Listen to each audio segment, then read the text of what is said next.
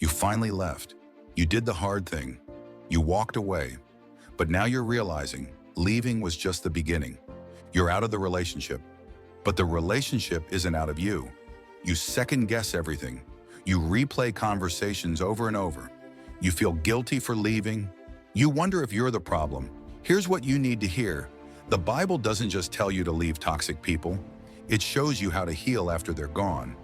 What I'm about to show you will change how you see your recovery and why healing takes longer than you thought. By the end of this video, you'll understand what the Bible says about healing from abuse and why you're not crazy for still struggling. Here's what most people don't talk about. Narcissistic abuse doesn't end when the relationship ends. It rewires your brain. It changes how you see yourself. It makes you doubt reality itself. That's not weakness. That's what trauma does. Psalm 147 verse 3 says, "He heals the brokenhearted and binds up their wounds." Notice it doesn't say he immediately fixes everything. It says he heals. He binds up. That's a process. And here's the part nobody warns you about. The hardest part of healing isn't leaving. It's learning to trust yourself again after they made you doubt everything. Let me show you 3 truths the Bible reveals about healing and why it's harder than you expected. Truth number 1, the Bible acknowledges that abuse leaves scars and healing takes time. Look at Joseph, betrayed by his brothers, sold into slavery, falsely accused, imprisoned for years. When he finally had the chance to reunite with his family, you know what he did first? He tested them. He didn't immediately trust. He didn't pretend everything was fine. He needed to see if they had changed before he opened up. That's not unforgiveness. That's wisdom after trauma. People will tell you, just forgive and move on. But the Bible shows a different picture. David wrote dozens of psalms about his enemies. "How long, Lord? Will you forget me forever? My tears have been my food day and night." God didn't tell him to get over it faster. He gave him space to grieve. Here's what you need to understand. Healing from narcissistic abuse isn't about getting over it. It's about rebuilding your sense of reality after they twisted it, relearning to trust your gut after they made you doubt it, recovering your voice after they silenced it. That doesn't happen overnight, and the Bible never says it should. Ecclesiastes 3:1. There is a time for everything, a time to tear down and a time to build. You're in the rebuilding phase, and rebuilding always takes longer than destruction. Truth number 2, the Bible shows that trauma makes you hypervigilant, and that's actually protective. Here's what happens after the narcissistic. You become hyper-aware of red flags. You analyze people's words for hidden meanings. You're constantly scanning for danger, and people tell you you're being paranoid. Not everyone is like them. But here's the truth. Your hypervigilance isn't a disorder. It's wisdom you bought at a high price. Look at Nehemiah rebuilding Jerusalem's walls. Those who carried materials did their work with one hand and held a weapon in the other. He didn't tell them to relax. He didn't say, "Have faith that no one will attack." He said, "Build, but stay alert." After the narcissist, your brain is doing the same thing. It's saying, "I'm rebuilding, but I'm not stupid enough to ignore warning signs again." That's not paranoia. That's pattern recognition. The problem isn't that you're too cautious now. The problem is you weren't cautious enough before. Proverbs 27:12 says, "The prudent see danger and take refuge, but the simple keep going and pay the penalty." You paid the penalty once. You're not being paranoid by refusing to pay it again. Here's what healing looks like. You don't ignore red flags to give people a chance. You don't dismiss your gut to be nice. You don't second-guess your boundaries to be fair. The narcissist taught you to doubt yourself. Healing is learning to trust yourself again. And yes, that means being too careful for a while. Better too careful than destroyed again.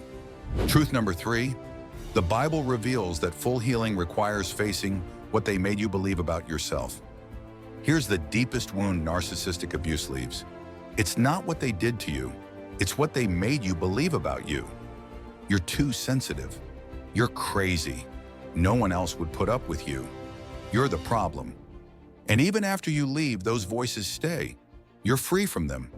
But you're not free from their words. Look at how Satan attacked Jesus in the wilderness. He didn't just tempt him with sin, he questioned his identity.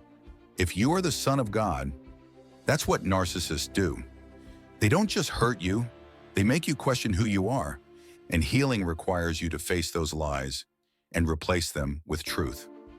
Romans 12:2, be transformed by the renewing of your mind. Not pretend you're fine, not just move on. Renew your mind. That means identifying the lies they planted, rejecting them consciously, replacing them with truth. I'm not too much. I was with someone who couldn't handle depth. I'm not crazy. I was being gaslit. I'm not the problem. I was with someone who refused accountability. This is the hardest part of healing, because you have to do the work they should have done, treating yourself with the respect they never gave you. So what does the Bible say about your healing? First, give yourself permission to heal slowly. You're not behind schedule. There is no schedule. Healing isn't linear. Some days you'll feel strong. Some days the grief will hit like it just happened. That's normal. Second, stop explaining yourself to people who don't get it. Not everyone will understand why you're still affected. Proverbs 23:9, do not speak to fools, for they will scorn your prudent words. Some people won't get it until it happens to them. You don't owe them your story. Third, find safe people, but test them first, like Joseph tested his brothers. Don't trauma dump on everyone. Don't overshare with people who haven't earned your trust. Real safe people will believe you without needing proof, let you heal at your pace, not pressure you to forgive and forget. Fourth, reclaim what they stole, your voice, your peace, your joy. Narcissists steal your identity and replace it with their version of you. Healing is remembering who you were before them and becoming who you're meant to be after them. Joel 2:25. I will restore to you the years that the swarming locust has eaten.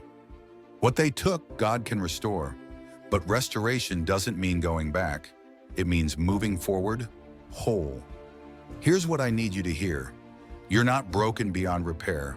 You're wounded, and wounds heal. But healing requires you to stop minimizing what happened, blaming yourself for their choices, rushing the process to make others comfortable. The narcissist made you doubt yourself. Healing is refusing to keep doing their job for them. Psalm 34:18. The Lord is close to the brokenhearted and saves those who are crushed in spirit. He's not distant. He's not disappointed. He's close, and he's not rushing you. The world says, get over it. The Bible says, I'm with you while you heal. One leads to shame. The other leads to wholeness. You left the narcissist. That took courage. Now give yourself the same courage to heal. You are allowed to take your time. You are allowed to be cautious. You are allowed to grieve what you lost. Your healing isn't a sign of weakness. It's proof of your strength.